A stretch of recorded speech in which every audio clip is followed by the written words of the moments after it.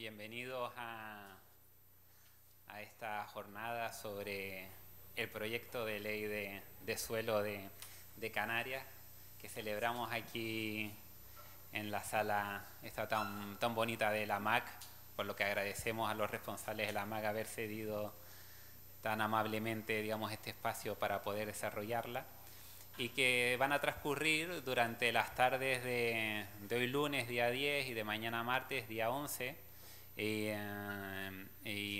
Bueno, y tienen por objetivo fundamentalmente pues analizar los contenidos del proyecto de ley. Queríamos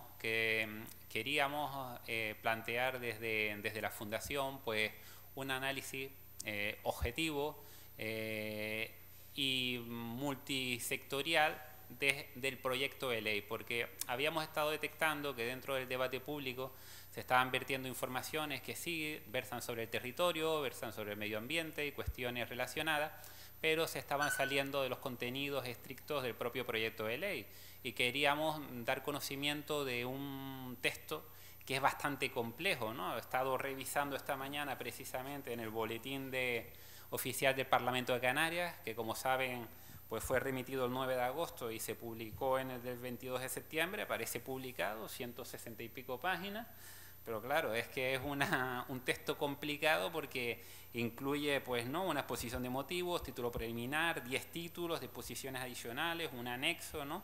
Suman en total 408 artículos, 19 disposiciones adicionales, 23 transitorias, una derogatoria, 7 finales, ¿no? En total 458, es un texto muy amplio y muy complejo, ¿no? Yo personalmente he tratado de leerlo, de comprenderlo, y me ha sido imposible porque me he visto incapaz, porque no conocía tampoco el historial, donde venía la normativa, el histórico que he ido siguiendo, y me costaba mucho, ¿no?, comprender, ¿no? Yo soy uno de los principales interesados precisamente en esta jornada, a ver si soy capaz, ¿no?, que seguro que con la colaboración y la ayuda de los profesionales que hemos invitado, de hacer una idea pues más completa del contenido del proyecto de ley, ¿no? Y eso sí que queríamos insistir bastante, que el principal objetivo de estos 2 días va a ser tratar de comprender la esencia del proyecto de ley para que todos nos podamos formar una opinión pues bien informada y bien fundamentada, ¿no? Pues para ayudarnos en esta tarea vamos a contar con 4 profesionales que conocen muy bien los contenidos de la ley, tanto de forma general como de forma sectorial, y después un 5.º profesional que nos ayudará en un debate en donde se mezclarán pues las diferentes visiones, que permitirá pues llegar en elementos en los que haya conexiones, ¿no?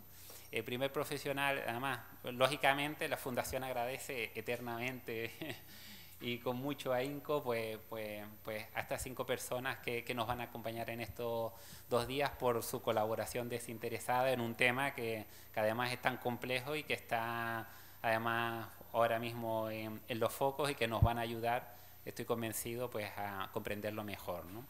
En primer lugar vamos a contar con Eduardo Risueño, que nos va a hacer una primera aproximación del tema del proyecto de ley desde una perspectiva pues más general, más completa, ayudarnos a comprender de dónde venimos, lo que supone pues este texto de cambio dentro de esa costumbre, esa historia del tema de la ordenación en la ley de suelo en Canarias, y nos va a permitir pues hacer un primer valoración del texto desde una perspectiva general, ¿no? Eso va a ser, digamos, el primer punto de partida, pues de una persona pues que conoce precisamente, jefe de Servicio Jurídico Administrativo de Planeamiento Territorial del Gobierno de Canarias, ha sido profesor de Derecho Administrativo de la Universidad de La Laguna. Tuve la suerte de compartir con él en el Ayuntamiento de Santa Cruz una etapa cuando él era gerente de urbanismo y yo estaba en la Sociedad de Desarrollo, y la verdad que es una persona que, ¿no?, conoce muy bien toda la normativa y todo el tema de planeamiento y ley de suelo en Canarias, así que es una suerte contar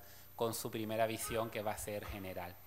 Después, en segundo lugar, que también va a ser hoy, tenemos a Rafael Darana, que nos va a hacer una aproximación específicamente de los temas que tienen que ver con el medio ambiente y con el planeamiento, ¿no?, territorial y cómo lo influye.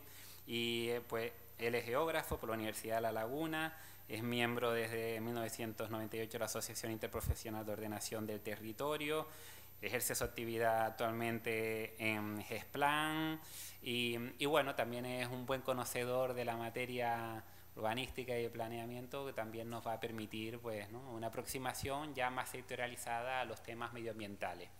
La siguiente intervención, que va a ser mañana martes, la va a dar Javier Azuara, que es un técnico del Cabildo Insular de Tenerife, arquitecto, y que nos va a hacer una aproximación a la materia turística, ¿no?, a las implicaciones que tiene el texto y cómo afecta tema turístico. Y bueno, también tiene una amplia experiencia, ha estado siendo miembro de la ponencia técnica de la CONMAC, fue redactor de Plan Insular de Ordenación de Tenerife y bueno, ha participado activamente en diferentes elementos, ¿no?, de ordenación en las islas, por lo tanto, ¿no?, otro perfil profesional muy interesante para lo que aquí pretendemos, ¿no? Y finalmente está José Juan Timón, que él es profesional, es ingeniero agrónomo y nos va a dar, digamos, una aproximación desde el punto de vista de uno de los temas, ¿no?, quizás también más relevante, ¿no?, por lo que he podido seguir, que tiene que ver con el suelo rústico y el sector primario dentro del texto normativo del proyecto de ley, y nos va a dar también esa aproximación. Finalmente mañana también finalizaremos con un debate en el que estarán presentes las visiones sectoriales y que moderará pues don Juan José Santana Rodríguez, que es presidente de la Asociación Canaria de Derecho Urbanístico y es el jefe de área de coordinación y planeamiento de la Dirección General de Ordenación del Territorio del Gobierno de Canarias, ¿no? Por lo tanto, como ven, son 5 profesionales que trabajan en el día a día de forma intensa con temas de planeamiento, de la ordenación, que conocen muy bien y que esperamos que nos ayuden a comprender pues, este texto, ¿no?, que es tan complejo y que les ayude a todos pues, a lo que aquí pretendemos, ¿no?, es hacernos una composición del lugar pues, del proyecto de ley, de sus contenidos, y ya podamos nosotros pues, sacar nuestras propias conclusiones, ¿no?, sobre el texto. Así sin más, cedo ya la palabra en primer lugar a Eduardo Risueño y nada, empezaré aquí también a ver y a aprender. Muchas gracias. Buenas tardes. Muchas gracias, Antonio, por sus palabras. Gracias, Alicia, por invitarme, a la Fundación Pedro García Cabrera, a la MAC, y a todos ustedes por estar ahí, para un tema que no es especialmente lúdico. Puede provocar interés, pero es pues, bastante complejo, ¿no? Yo voy a hacer, como decía Antonio, una visión, voy a tratar de ser objetivo, aunque es difícil en muchas cuestiones, porque aquí cada uno nos formamos nuestras propias opiniones que son personales, por supuesto. Y la única, digamos, opinión personal que sí quiero manifestar al principio, que tampoco va a ser demasiado directa, es que este proyecto de ley del suelo, que se aprobó por el Consejo de Gobierno el pasado 8 de agosto, es un proyecto que tiene luces y sombras. Y las luces, que son a las que me voy a referir, es la gran labor técnica que se ha hecho. La verdad, recopilar, refundir o como lo quieran llamar en una norma de 408 artículos que están pues muy bien ordenados y muy bien justificados en su exposición de motivos, es una labor muy difícil. También la terminología es una terminología correcta, a diferencia de lo que ha ocurrido con algunas normas en los últimos tiempos en este sector urbanístico. Es una terminología muy correcta, muy adecuada a la legislación urbanística estatal, y que nos recuerda en este aspecto de la terminología a grandes leyes del pasado que todavía están vigentes, ¿no? Entonces, desde esa perspectiva, esta ley solamente puede ser objeto de elogios. Otra cosa es que las sombras puedan estar precisamente en el debate que se ha formado, en el debate que tiene lugar en los últimos tiempos, a todos los niveles, y lo podemos ver todos los días en los medios de comunicación, ¿no? Ahí es donde vienen ya las opiniones personales, de las que intentaré sustraerme, pero bueno, pues no sé si lo conseguiré a lo largo de toda la exposición. Bueno, sin más, como esto tiene bastante complejidad y me han pedido que sea breve e intentaré serlo, pues empiezo con el objeto de la charla. Partimos de la situación actual, ¿no? La normativa actual no se le puede negar que es una normativa orientada a proteger y a conservar el suelo. Esa es la finalidad principal de la legislación urbanística, pero lo que se le achaca desde la sociedad, sobre todo desde la sociedad, es un exceso en los límites de los fines que se querían conseguir, ¿no? O sea, tal vez esta norma excedido y haya ido a una regulación demasiado detallada, demasiado minuciosa, para conseguir un efecto que se podía haber conseguido de una manera más genérica, ¿no? En la actualidad hay 3 normas que configuran nuestro sistema y que están vigentes hoy en día, que son el texto refundido de ordenación del territorio de Canarias, aprobado en el año 2000 y que ha sido objeto de 16 modificaciones. Eso nos da una idea de que, digamos, las finalidades y los deseos de los poderes públicos y de la población han ido cambiando. En segundo lugar, las directrices de ordenación general, que todavía están vigentes a pesar de que la nueva ley del suelo de Canarias las derogará en su totalidad, de forma íntegra, y también, ya sobre todo desde una perspectiva ambiental o con un contenido ambiental, la Ley 14/2014 de 26 de diciembre, que es una norma que, bueno, que ha tratado de actualizar la normativa hasta entonces vigente, pero lo que ha venido a traer, digamos, o podemos decir, es una mayor complejidad, ¿no? Al menos desde mi punto de vista. Todo esto está además acompañado por una realidad social en la que imperan los conflictos de intereses en la materia urbanística, ¿no? Y los podemos reconducir a 3 tipos de conflictos, ¿no? En primer lugar, los conflictos de valores, promotores que quieren un desarrollo económico frente a ecologistas que quieren la conservación a ultranza de los valores naturales. En segundo lugar, unos conflictos de dimensión espacial, como puede ser, pues, el que el Plan Insular de Ordenación incida sobre un ámbito que es estrictamente municipal o que la Comunidad Autónoma de Canarias se meta en cuestiones que son propias de los cabildos insulares.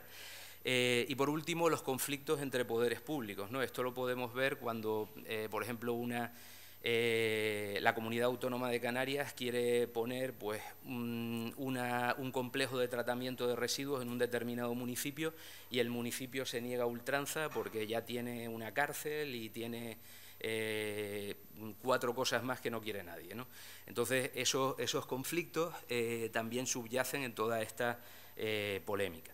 Como posible solución, se plantearon 3 finalidades principales. La primera, simplificar, reducir trámites, ¿no? O sea, pasar de la sujeción global de cualquier actuación en el suelo a licencia a pasar a la generalización de la declaración responsable o comunicación previa, es decir, una actuación del interesado que le habilita para realizar pues determinadas actuaciones sobre el suelo, ¿no?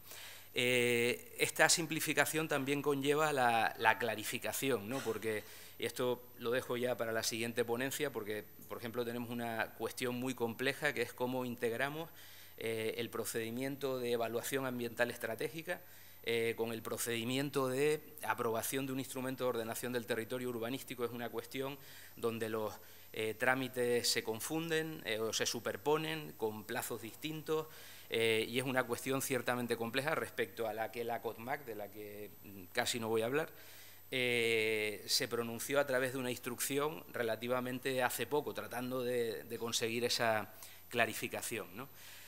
En segundo lugar, había que racionalizar, había que evitar duplicidades, ¿no? Por ejemplo, aquellos contenidos que se repiten en el plan insular y en un plan general, eso pasa mucho. Después, eliminar la dispersión normativa que se produce, por ejemplo, con el suelo rústico. ya no sabemos bien si cuando tú vas al Cabildo y pides una calificación territorial, ya no sabes si te van a decir que no es necesaria, que no hace falta calificación territorial, pero sí un proyecto de actuación territorial, o que eso que queremos hacer es totalmente imposible porque está prohibido a todas luces. Eso, leyendo la normativa, desde luego no nos queda claro, ¿no? Y por último, suprimir los excesos de regulación, ¿no? Para lo cual era necesario y se introduce el llamado principio de contención, ¿no? Ese principio de contención de los planificadores a la hora de elaborar normas, ¿no? Que es algo a lo que en la práctica no estamos acostumbrados. Lo que siempre existe es una regulación de detalle excesivo que muchas veces criticamos, ¿no? Por último, actualizar las normas, adaptándolas a ciertas normas de aplicación obligatoria, como es el texto refundido de la Ley de Suelo y Rehabilitación Urbana del Estado del año 2015.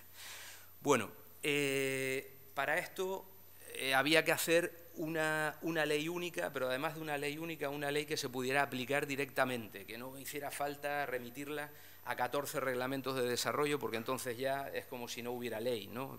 Tenemos unos principios y ya está. La refundición, por supuesto, no es suficiente, ¿no? Lo importante es el contenido de la norma. Por muy bien articulada que esté, si después no estamos de acuerdo con lo que dice la ley, eso nos sirve, o no nos sirve a nosotros, que opinamos de otra manera, ¿no? Pero desde luego eran necesarias una serie de puntos, ¿no? En primer lugar, había que recoger en una única ley, no en unas cuantas, ¿no? Que son las que tenemos ahora, la protección y la ordenación de los usos del suelo y de los espacios naturales protegidos. En segundo lugar, establecer normas de aplicación directa que no fuera necesario remitir a un desarrollo reglamentario. Esto, y es una opinión personal, por supuesto, yo creo que no se ha conseguido del todo porque el inicio de un artículo con reglamentariamente se desarrollará todavía sigue existiendo, ¿no? Pero es verdad que tal vez se haya reducido respecto a lo que tenemos en la actualidad, ¿no? Y una cuestión fundamental que es la aplicación inmediata, una vez entre en vigor la ley, de las normas relativas a las competencias y a los procedimientos. Eso que tanto demandan los ayuntamientos y los cabildos al Gobierno de Canarias. Por último, no se establece un plazo de adaptación. No hay un plazo de adaptación de los instrumentos de ordenación que ahora mismo estén vigentes a la nueva ley, sino que esa adaptación se hará cuando se acometa la primera revisión de ese instrumento de ordenación. Bien, había que establecer una solución que no supusiera entrar o vulnerar decisiones territoriales básicas para la población, que la población considerara decisiones estructurales, ¿no? Estructurales tanto por su trascendencia como su consolidación en la conciencia ciudadana, en la sociedad, ¿no? Entonces, hay una serie de cosas que teníamos claro, no, porque yo no participé, pero que teníamos claro que no se debían tocar, ¿no? Que eran los espacios naturales protegidos y la Red Natura 2000, la contención del consumo de suelo rústico. El suelo rústico no podía seguir transformándose en suelo urbanizable y después en suelo urbano, limitar el uso residencial en suelo rústico a los asentamientos, tanto agrícolas como rurales. Después, la compacidad del crecimiento de la ciudad, es decir, que la ciudad se desarrolle a partir de los núcleos urbanos y lo que se llama el urbanismo vertical, es decir, que haya edificios que crezcan en altura y no se expandan en el territorio, porque tenemos un territorio limitado, como escuchamos todos los días. Y por último, una práctica prohibición de calificar nuevo suelo con destino turístico, que también era, digamos, un límite que no debía tocarse, ¿no? Para ello se establecen una serie de objetivos y principios rectores en este proyecto de ley, ¿no? El primer principio es el principio de desarrollo sostenible, que es un principio muy genérico, pero que tenía que estar ahí. Ordenar sin comprometer la capacidad de las generaciones futuras para poder seguir ordenando y decidiendo sobre el territorio, ¿no? Básicamente se trataba de eso. Después, mantener la protección y la conservación de los espacios y de los suelos más valiosos, ¿no? Aquí tendríamos que repetir lo que ya dije, ¿no? De conservar los espacios naturales protegidos, evitar el consumo del suelo rústico y después que el suelo urbano se ejecute de una manera ordenada y de una manera compacta, no expansiva. Y al mismo tiempo había que reconocer una cuestión, que era que en aquellos suelos que fueran susceptibles de desarrollo, facilitar la implantación de actividades económicas y sociales. Es decir, no poner trabas a aquellos suelos que tienen que pueden transformarse o que ya están antropizados, en donde ya la mano del hombre ha entrado y ahí no hay nada digamos, recuperar, ¿no? Bien, para ello el régimen jurídico del suelo, perdonen, van viendo unos números entre guiones, esos números son los artículos correspondientes del proyecto, yo no me voy a meter en eso porque si no los duermo aquí a todos, pero por si a alguno les interesa especialmente, ahí tienen las referencias, ¿no? En cuanto al régimen jurídico del suelo, se conserva la tradicional técnica de la clasificación, la trilogía de clases del suelo, suelo rústico, suelo urbanizable, suelo urbano. Eso se mantiene. También se mantiene algo que parece que es nuevo, pero no, siempre ha existido en Canarias, que es el carácter residual del suelo rústico. En Canarias el suelo rústico siempre ha sido el suelo por defecto, no lo era el urbanizable como en el resto del territorio español, ¿no? Después, una cuestión que sí es nueva, ¿no? La clasificación excepcional del suelo urbanizable. En la actualidad, el suelo urbanizable se puede clasificar porque lo necesitas ahora mismo o en un futuro próximo o porque lo necesitas en un futuro lejano. Pero eso se suprime. Ya solamente el suelo urbanizable se podrá clasificar porque hay una necesidad inmediata o actual de clasificar ese suelo. Esto da lugar a la supresión de la distinción que en la actualidad existe, que es el suelo urbanizable sectorizado y el suelo urbanizable no sectorizado. En la actualidad, con el proyecto de ley, todo será suelo urbanizable sectorizado y desaparece pues, todas las trabas, digamos, burocráticas que acompañaban al suelo urbanizable no sectorizado, ¿no? Bien, respecto a esta cuestión, el suelo urbanizable ordenado tiene el deber de contribuir a la conservación de los suelos ambientales y al paisaje. ¿Y cómo lo hace? Pues cediendo o estableciéndose el deber específico de cesión del 3% del aprovechamiento del sector para la conservación de esos suelos ambientales y de ese paisaje a través de su integración en el Fondo Insular de Compensación, ¿no? Ya veremos que los propietarios de esos terrenos con valores ambientales o con paisajes a proteger podrán beneficiarse de ese Fondo Insular de Compensación, ¿no? Esto es una novedad tremenda que no existía en el pasado, ¿no? Bien, respecto al suelo urbano, una novedad que además va a resolver un montón de problemas actuales en Canarias es la posibilidad en el suelo urbano de admitir las fosas sépticas como instrumento de evacuación de aguas residuales en determinadas circunstancias, no en todo caso, ¿no?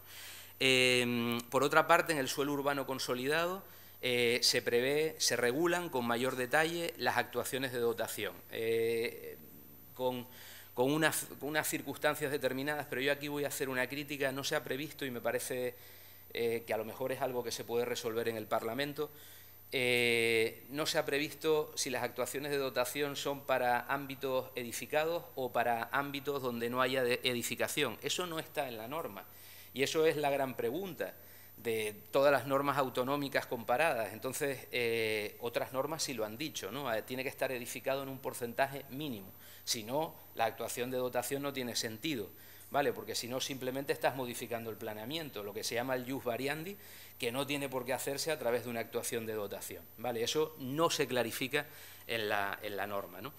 Y después, al igual que pasaba con los suelos urbanizables, en los suelos urbanos, tanto consolidados como no consolidados, se establece la obligación de contribuir a la conservación de los suelos ambientales y del paisaje, pero en lugar de con un 3% del aprovechamiento, con un 1% del aprovechamiento del ámbito.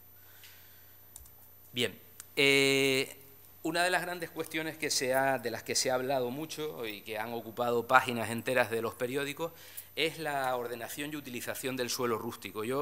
Se las voy a tratar de resumir, ¿no? En primer lugar, una de las grandes cuestiones es el suelo rústico de protección territorial desaparece y se convierte en suelo rústico común.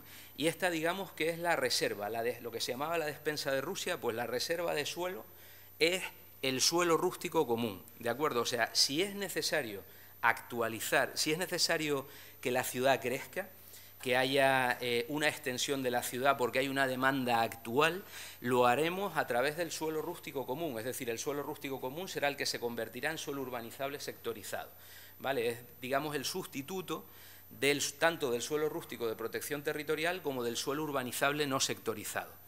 Se plantean tres cuestiones polémicas que incluso se citan en la exposición de motivos. La primera es la delimitación de los asentamientos rurales.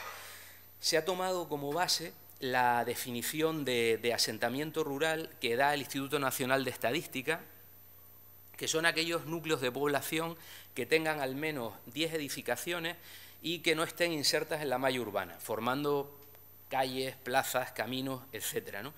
Digamos que hasta ahí la novedad no es importante. La novedad en realidad del proyecto está en la posibilidad de incluir en ese asentamiento aquellas edificaciones que se encuentren a una distancia menor a 200 metros del núcleo compacto. Lo que pasa que no es que se forme un pulpo, ¿de acuerdo? O sea, no es que haya un núcleo y un montón de brazos para coger a aquellas edificaciones, sino que las edificaciones se incluyen en el asentamiento, pero el espacio intermedio entre el núcleo compacto y la edificación no se considera asentamiento rural, ¿de acuerdo? O sea, no es que se esté haciendo crecer de una forma desmedida el asentamiento rural, sino que podemos decir, tenemos pues una isla grande y una serie de pequeños islotes alrededor, que son las edificaciones que estén a menos de 200 metros, ¿no? Bien. La segunda cuestión polémica, bueno, polémica entre comillas, a mí me parece que está muy bien, es el llamado principio de compensar por conservar, ¿no? Y está relacionado con ese deber específico de los propietarios de suelo urbanizable y de suelo urbano de contribuir con parte del aprovechamiento que tienen reconocido en sus sectores o en sus ámbitos. Entonces, aquí los propietarios de terrenos que estén clasificados como suelo rústico de protección ambiental, si tienen derecho a ser compensados por realizar una labor de conservación, como dice la ley, con diligencia y mejorar el paisaje, ¿no? ¿Y esto cómo lo hacen? Bueno, a través de actuaciones concretas de restauración y reforestación. Entonces, siempre que acrediten que han realizado esas actuaciones, tendrán derecho a ser compensados a través del Fondo Insular de Compensación con una cantidad que nos puede parecer pequeña, pero que hasta ahora no existía, que es el 0,5% del valor catastral de los terrenos de su propiedad. ¿Vale? Bien. La tercera cuestión polémica, tal vez la más polémica, se refiere al suelo rústico de protección económica y la supervivencia de este suelo, ¿no?, que ha sido planteado por quienes tienen intereses en esos suelos. Entonces, la cuestión es, y ya esto se vio tanto en la Ley 6/2009 de medidas urgentes de ordenación territorial como en la Ley 14/2014, la necesidad de generar rentas complementarias para que el suelo rústico de protección económica, básicamente el suelo rústico de protección agraria, pueda pervivir, ¿de acuerdo? O sea, que los propietarios de ese suelo lo quieran mantener como tal, ¿no?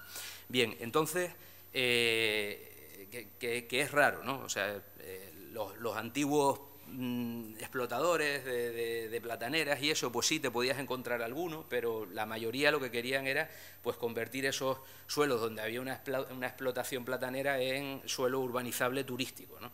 Eso se vivió, por ejemplo, mucho en La Palma, ¿no?, en el sector pues de Los Llanos, Tazacorte, toda esa zona, ¿no?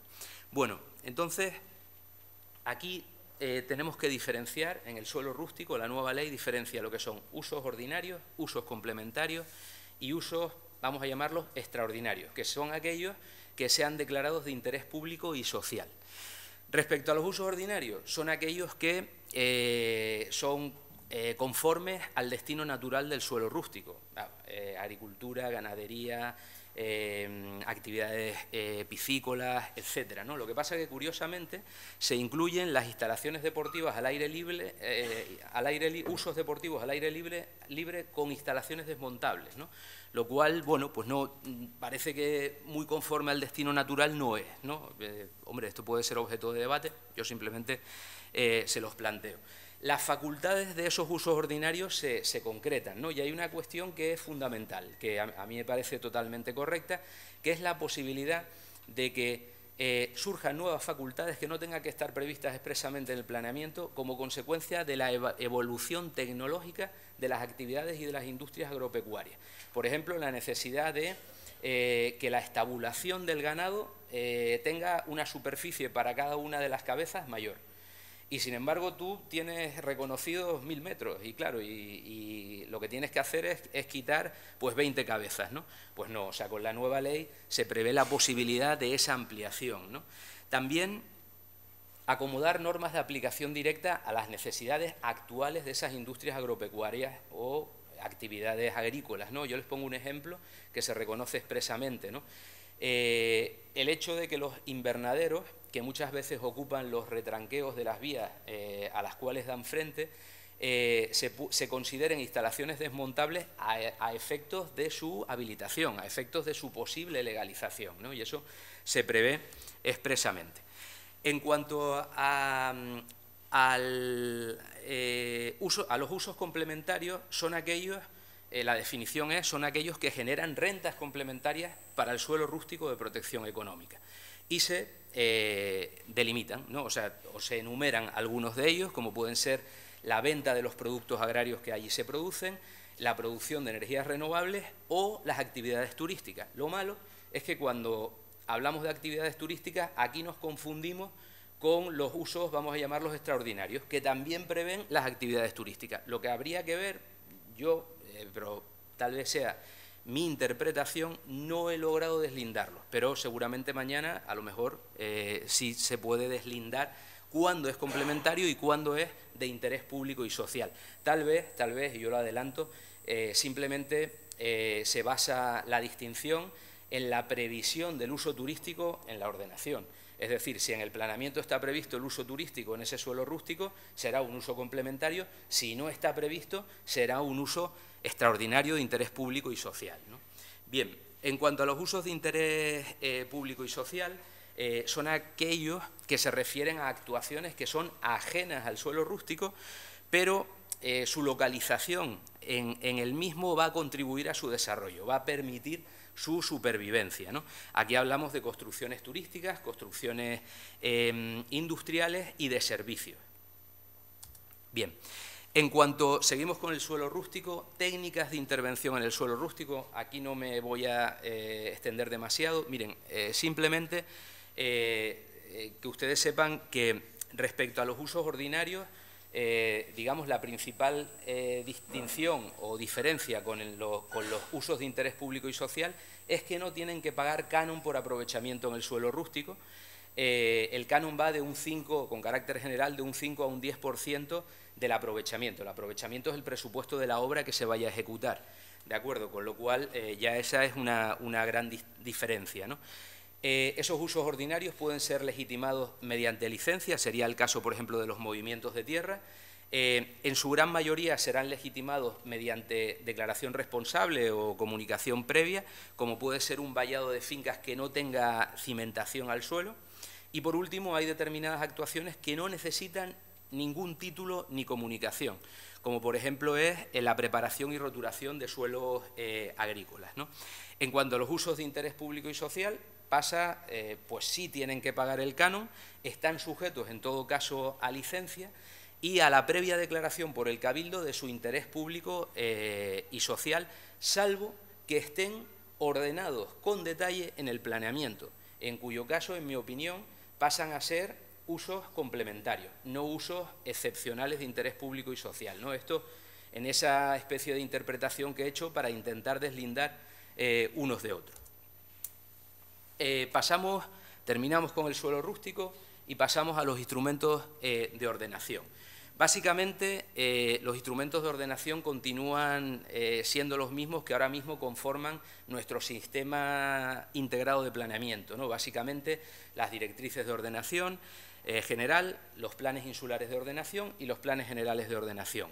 Como novedad, desaparecen las instrucciones técnicas de planeamiento que tenían un carácter indicativo y, por tanto, bueno, no se habían aprobado nunca, pero aparte tenían un carácter indicativo, con lo cual no tenían demasiado sentido, y también desaparecen como instrumento de ordenación los proyectos de actuación territorial de gran trascendencia. Lo que se pretende es que el suelo esté ordenado, digamos, con el mayor detalle y que lo que se quiera hacer ya esté previsto desde el plan general, ¿no? Pero se prevén instrumentos alternativos. Una gran novedad de los instrumentos de ordenación es el principio de contención que les comentaba antes y que viene previsto en el artículo 82, es decir, cada plan tiene que contener las determinaciones que le correspondan legalmente y si se excede en esas determinaciones por exceso serán nulas de pleno derecho y así se dice expresamente en ese precepto. Bien, seguimos con los instrumentos de ordenación y una de las grandes novedades es que se pretende, una de las grandes demandas también era, ¿no? Se pretende dar una respuesta ágil a aquellas necesidades sobrevenidas que no han sido previstas en el planeamiento, ¿no? Nos encontramos con un planeamiento y de repente nos encontramos con una necesidad nueva ajena al planeamiento. Entonces, ¿cómo se pueden habilitar esas necesidades, ¿no? ¿Cómo se pueden satisfacer esas necesidades? En primer lugar, a través de los proyectos de interés insular o autonómico que tienen una ejecutividad inmediata, que van a sustituir al planeamiento, es decir, se aprueban y prevalecen sobre el planeamiento y que lo que van a habilitar pues, son sistemas generales, como puede ser pues, un aeropuerto, un puerto o una cárcel, dotaciones públicas, equipamientos estructurantes, como puede ser, pues, por ejemplo, un campo de golf, actividades turísticas, hoteles, industriales, polígonos, etcétera, ¿no? En segundo lugar, las ordenanzas provisionales, insulares y municipales. Miren, estas ordenanzas, se puede decir que es una novedad de la legislación urbanística canaria, pero sin embargo están previstas en la legislación estatal sobre ordenación del territorio, sobre suelo. Y básicamente en lo que consisten es aquellas necesidades sociales que se producen como consecuencia de la evolución de la sociedad y de la economía y no están previstas en el planeamiento, se pueden habilitar a través de estas ordenanzas. Estas ordenanzas simplemente, fíjense que tienen un trámite muy sencillo, que es el de las ordenanzas municipales, es decir, hay una aprobación provisional, un sometimiento a información pública durante 30 días o un mes y si no se presentan alegaciones se entienden aprobadas definitivamente. Entonces, y esto sustituye a cualquier instrumento de ordenación, ¿no? O sea, por una necesidad, digamos, sobrevenida. A ver, esto lo podemos ver, por ejemplo, con aquellos edificios de protección oficial, edificios de viviendas de protección oficial construidos hace muchos años, en los cuales no había medidas de accesibilidad.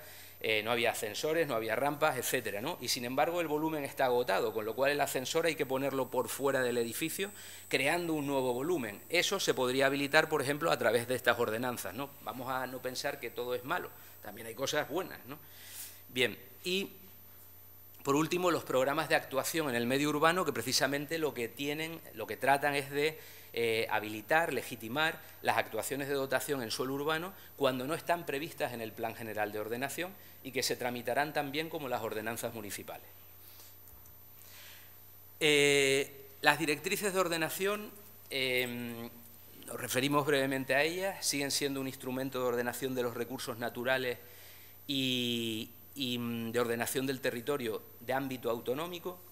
Su contenido viene en el artículo 90, básicamente a lo que se refiere es al establecimiento del modelo territorial autonómico, también a cómo se tiene que integrar el paisaje en la planificación. Son cuestiones, digamos, muy amplias, muy genéricas.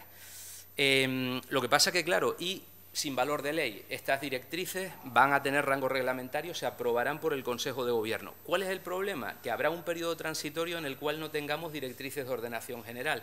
A mí me parece que hay dos directrices, para mí, muy importantes que desaparecen, que son, digamos, la contención del suelo urbanizable en la zona de influencia del litoral, Directriz de Ordenación General 57, y la prohibición de construir en aquellos suelos que tengan una pendiente superior al 50%, con una motivación de tipo paisajístico prevista en la Directriz de Ordenación General 112.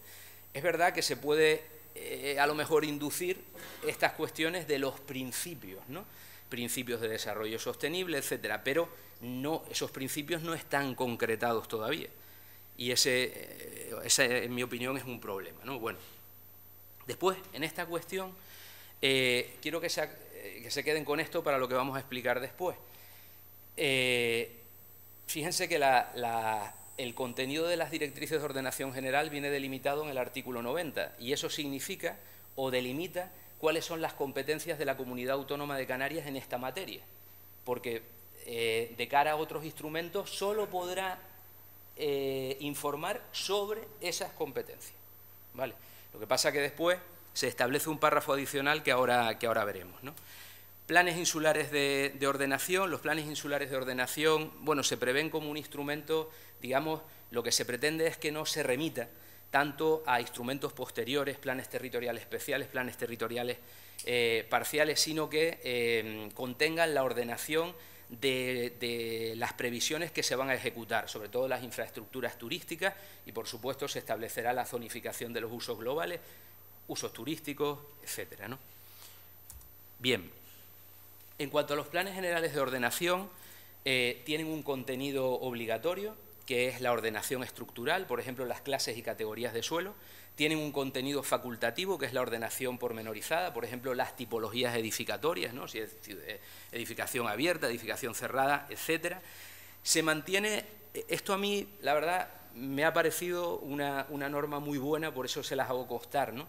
Se mantiene el estándar de densidad, que es un máximo de 400 habitantes por hectárea o de 12.000 metros cuadrados construidos por hectárea, pero sin embargo es una norma flexible, o sea, que atiende a la realidad existente que puede concurrir en un municipio, ¿no? Y que hubiera solucionado, por ejemplo, los grandes problemas del Plan General de Santa Cruz que se suscitaron en su momento, ¿no? Donde había una densidad muy superior a la prevista legalmente de 400 habitantes por hectárea, ¿no? O una edificabilidad muy superior a la de 12.000 metros por hectárea, ¿no?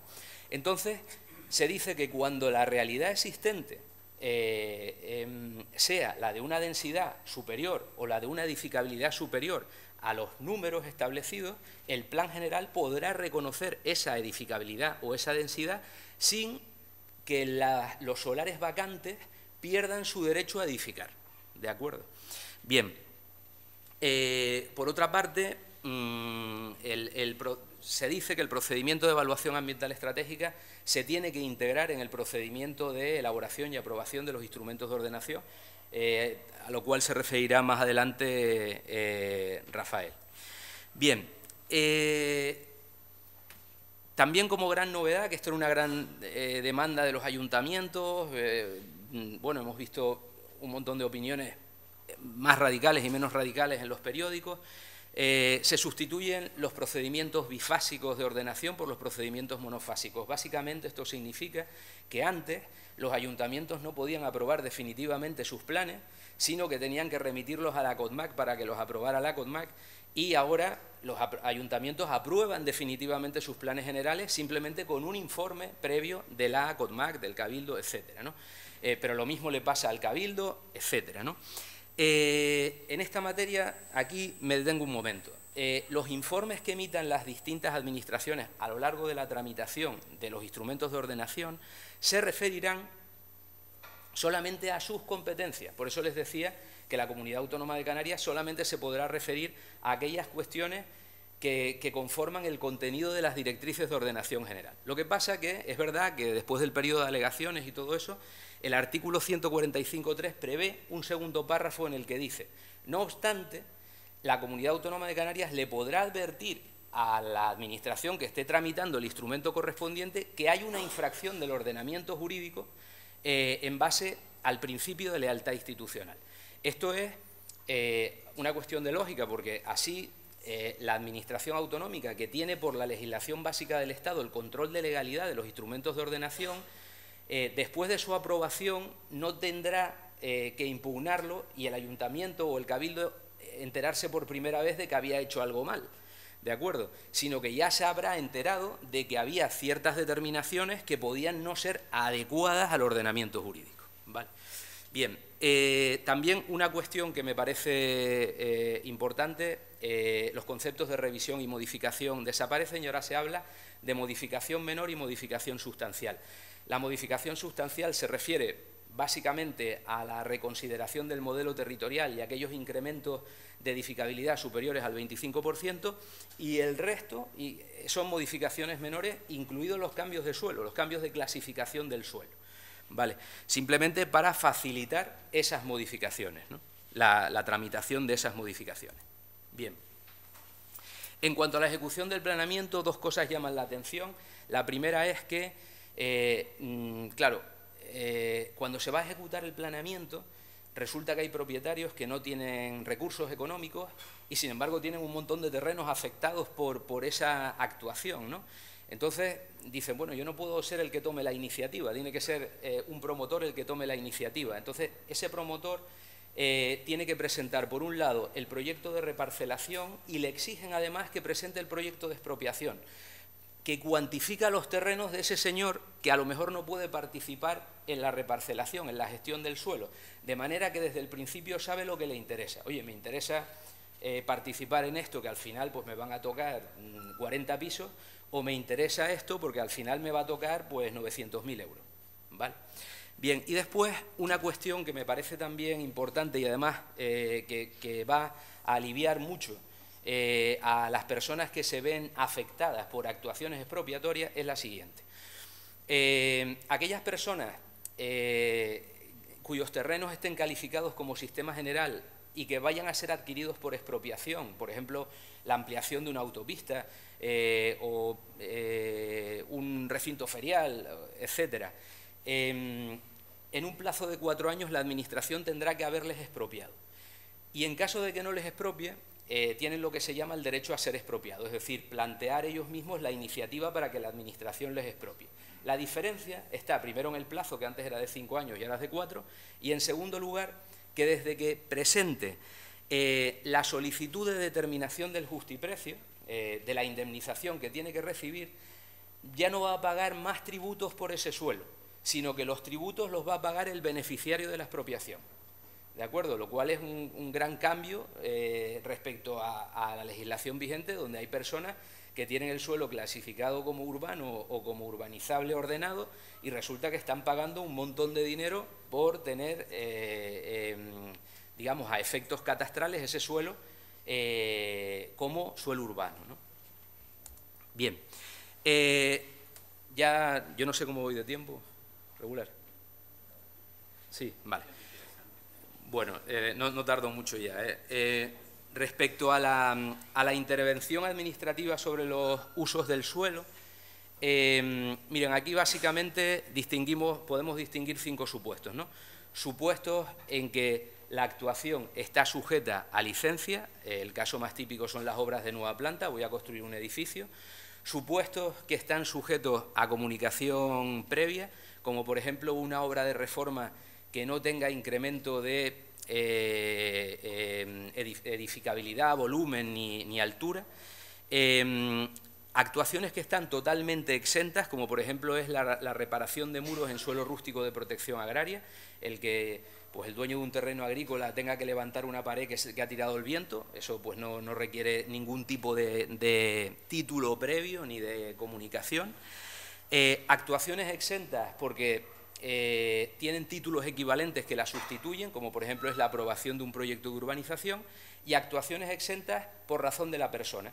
Si es la administración pública la que promueve esa actuación, pues no estará sujeto a licencia, sino simplemente a un previo informe de la administración, de la administración competente en el territorio sobre el que se va a realizar dicha actuación. Bueno, en cuanto al silencio, el silencio administrativo sigue siendo más o menos igual, lo que pasa que se adapta a la legislación básica del Estado, ¿no? Y entonces hay determinadas actuaciones que por su entidad el silencio que van a producir es siempre de carácter negativo, de sentido desestimatorio, como por ejemplo son las obras de nueva planta o los movimientos de tierra, o un supuesto que también se contempla es el de casas prefabricadas, la implantación de casas prefabricadas sobre el suelo, ¿no? Sobre los terrenos.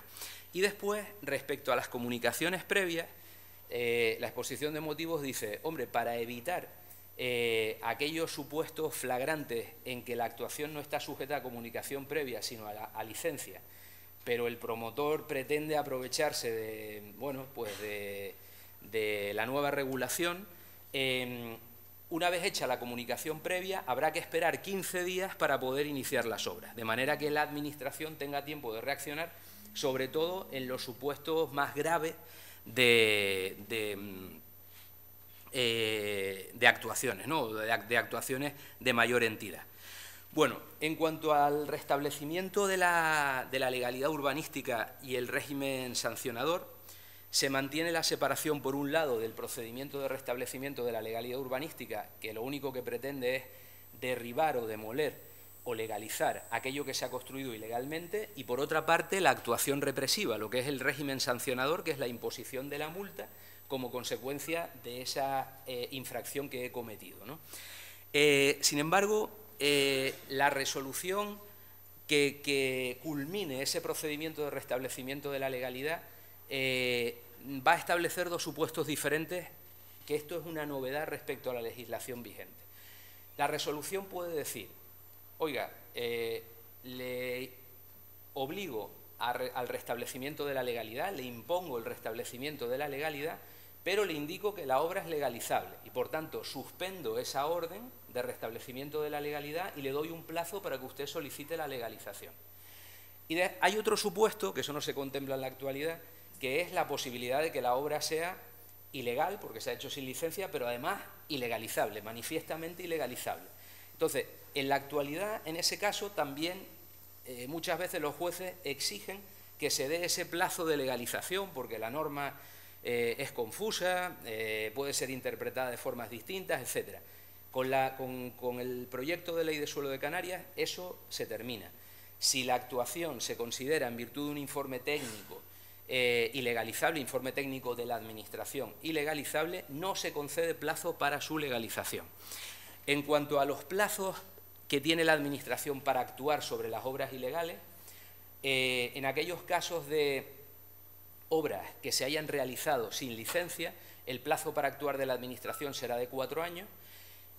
En aquellos casos que estaban sujetos a comunicación previa, sin que el promotor la hubiera presentado, el plazo para actuar de la Administración es de 2 años, y se establece un plazo nuevo, que ahora solamente venía regulado en el Código Civil, que es el plazo que tiene la Administración para demoler una edificación cuando ya ha dictado la orden de demolición. O sea, fíjense que cuando la Administración dicta una orden de demolición, el afectado por esa orden de demolición todavía se puede salvar. En la actualidad, una vez notificada, si transcurren 15 años sin que se haya ejecutado la demolición, la orden de demolición prescribe. La normativa, pero eso por aplicación del Código Civil, ¿de acuerdo? Porque nosotros hasta ahora esa cuestión no la tenemos regulada.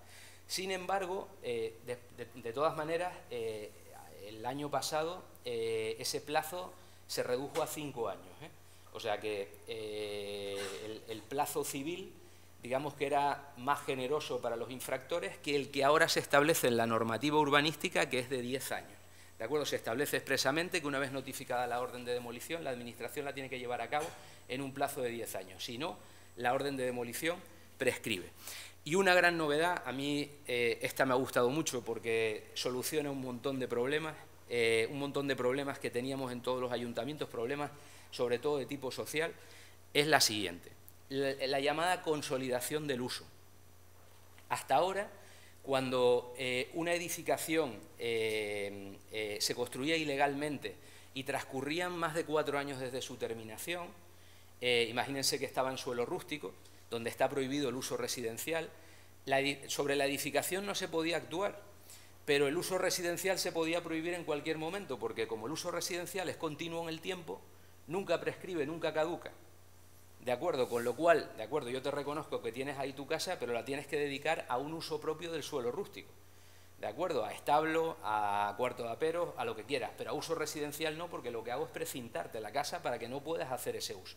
Sin embargo, se prevé la posibilidad en la actualidad, en el artículo 361, de que el uso también se consolide. Es decir, si el uso al que venía destinándose esa edificación, que se construye y se termina, y transcurren 4 años o más desde su terminación, y el uso era el residencial, el uso se consolida y no se puede actuar contra el mismo. Esto socialmente es un avance, y es un avance importante. ¿De acuerdo?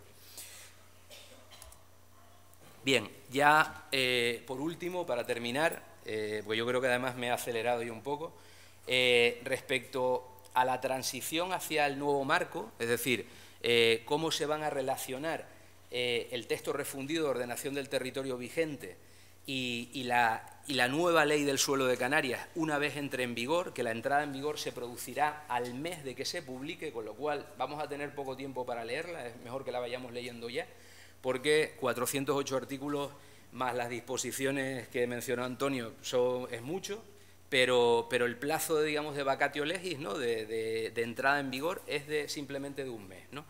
Bien, entonces, vamos a ver las reglas básicas, ¿no? Aquellos procedimientos que ya se hayan iniciado conforme a la normativa vigente, conforme al texto refundido de ordenación del territorio de Canarias, podrán continuar tramitándose conforme a la normativa actual, ¿de acuerdo?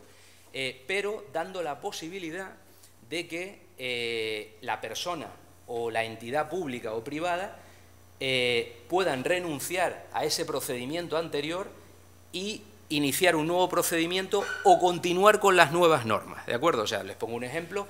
Por ejemplo, el Ayuntamiento de La Laguna podría decidir continuar tramitando su plan general conforme a la normativa vigente en la actualidad o bien aplicar las nuevas determinaciones de la nueva ley del suelo de Canarias, ¿vale?